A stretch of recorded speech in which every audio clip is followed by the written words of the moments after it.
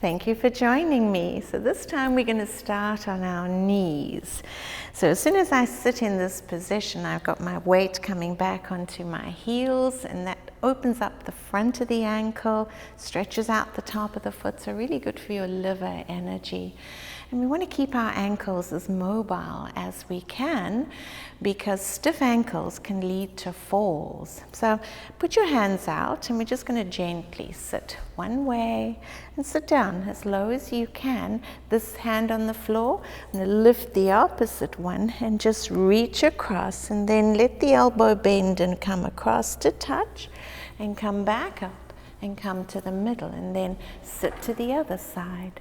Lift the opposite arm, let that elbow bend, and bring the arm across to touch, and breathe in and come back up, and come back onto the knees. And then sitting on your knees, hands on your thighs, we're going to contract back. So as soon as I do this, I'm pulling my pelvic floor up. Really important, it'll save you a fortune in diapers as you get older. And then arc your belly forward, feel that squeeze into the lower back, and then contract back. But don't just go, I want you to scoop it, really pull up into the pelvic floor, and roll your belly forward again, and contract back again, roll back. So I'm forming a C shape coming forwards, and I want to squeeze my legs together. I want to try to engage as many muscles as I can, and roll forward again. So now it's a C shape going backwards, and try again, contract back. So you're massaging your organs, and this helps to maintain the correct positional aspect of the organs. Good. And gently relax. And then I'll go sideways with this one if that helps. We're going to come onto our hands and knees, and then roll your tailbone and your crown up. Squeeze down into your torso, and try to squeeze your shoulder blades together. Tuck the elbows in a little, and holding that downward squeeze, do a little bow. And breathe in and lift. Look up. Roll up now. Drop your chin to your throat. Really pull up through your pelvic floor. Press into your hands to arc even higher up.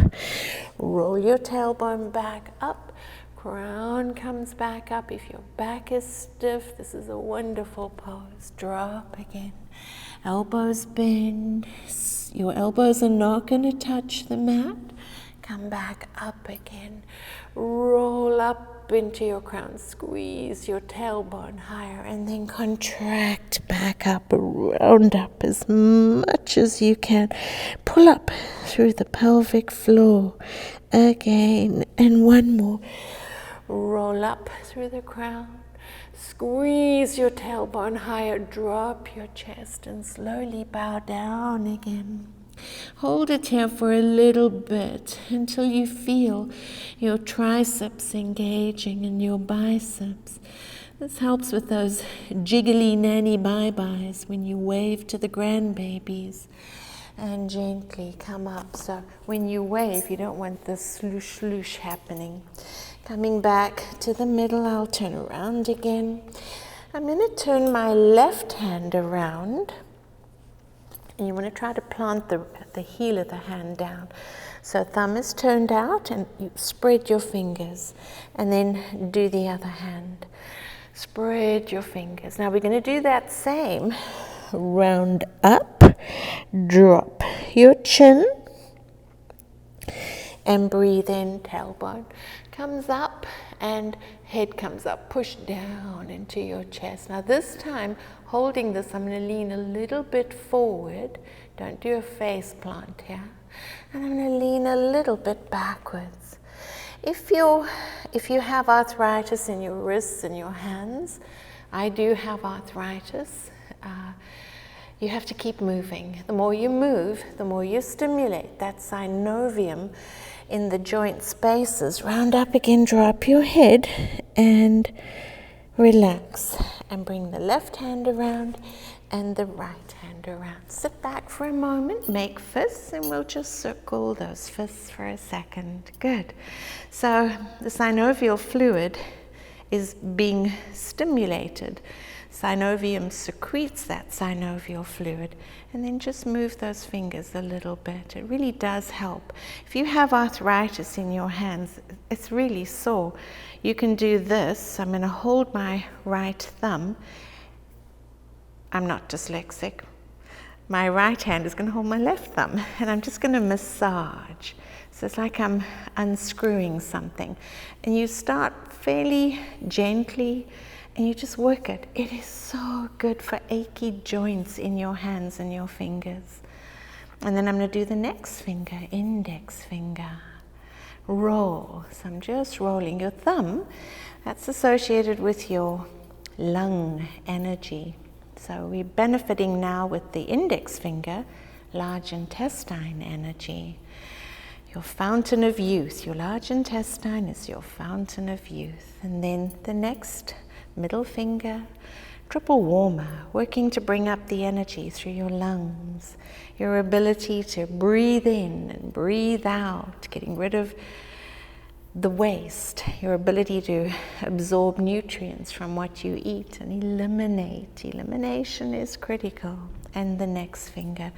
Try this. You'll be amazed at how much it helps if your hands or your fingers are achy. And then the other one. I have a couple of musicians that come to my classes. And one is a keyboard player, and this really helps him. The ligaments, dupitrins, such a strange word. The ligaments through here start to tighten, they get little lumps. And these movements, so this finger particularly, ring finger, really helps with that. And then the baby finger.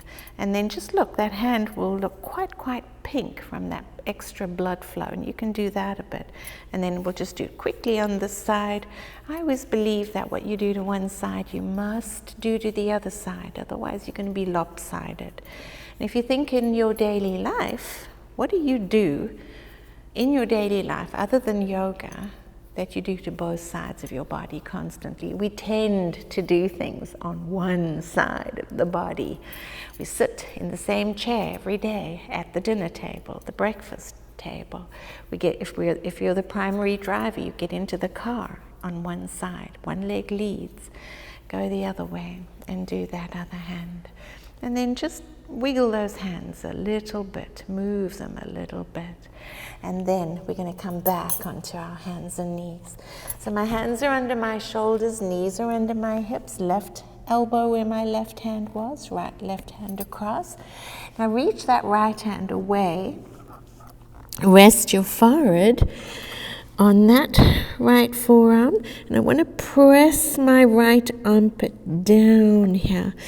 And when you're ready, try to press your right palm, spread your fingers, and press down into that palm. Press this right palm into the mat as hard as you can, into the floor or mat. Lean your bum back, so you're anchoring fingers and palm, and then pulling back into the hips. Hold it for a moment. This is a wonderful stretch into the armpit area. Really helping the lymphatic system here, those lymph nodes, flushing out antigens and viruses and bacteria, and really helping your body. Now press into your fingers, each of your fingertips, and lift that palm, and then press harder down into those fingertips. This is a wonderful stretch, literally from the right hip through the right side into the right armpit. Really helping. I believe that these movements help us if there are if you have any breast cancer issues. It really helps to get rid of those antigens and tumor cells. Our lymph systems are critical for our health and well-being. And gently bring that arm back. Right elbow down, right hand goes across, left hand comes forward. Just let your forehead rest on that right arm for a moment. Press that left palm down. Lean your bottom back. Press harder. Each of your fingers, spread your fingers and really engage them as you press down. Can you feel this into your armpit? If you have shoulder issues, this really helps. If you have anything going on in the chest, this gets into those serratus muscles, the teres muscles.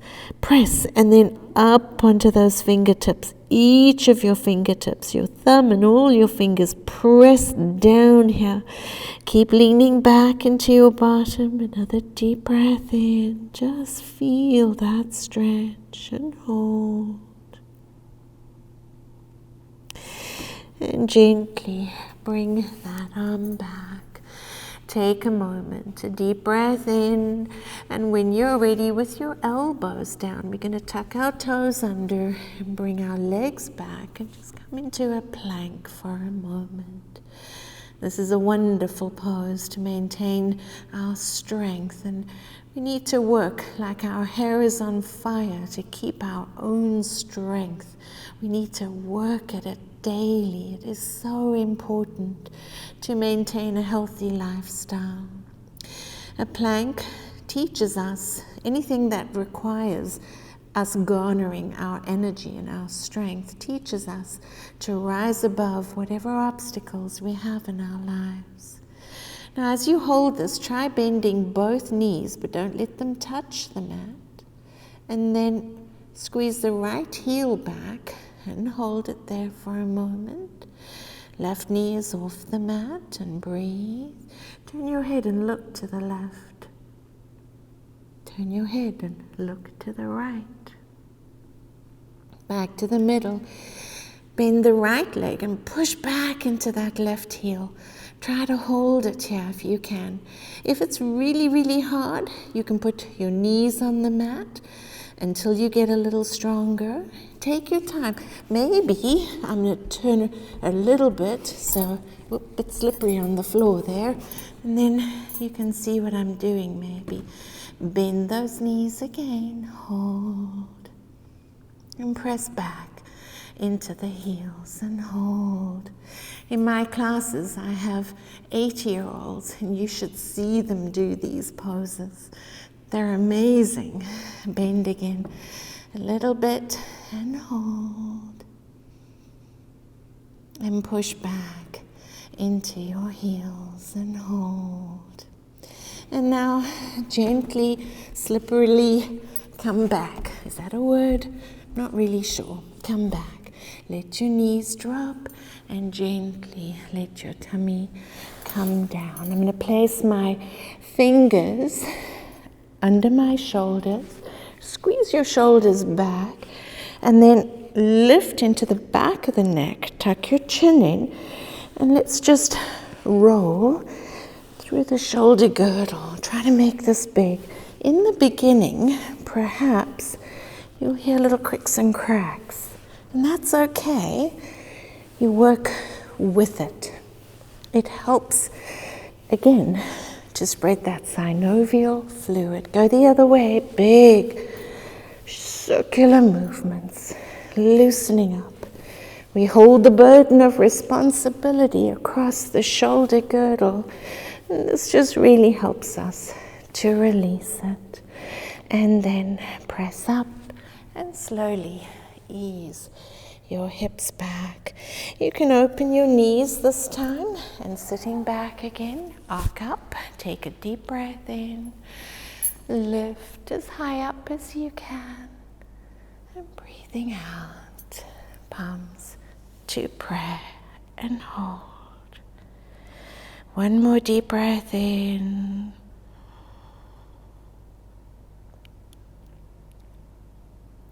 And breathing out. Namaste. Good job. Well done.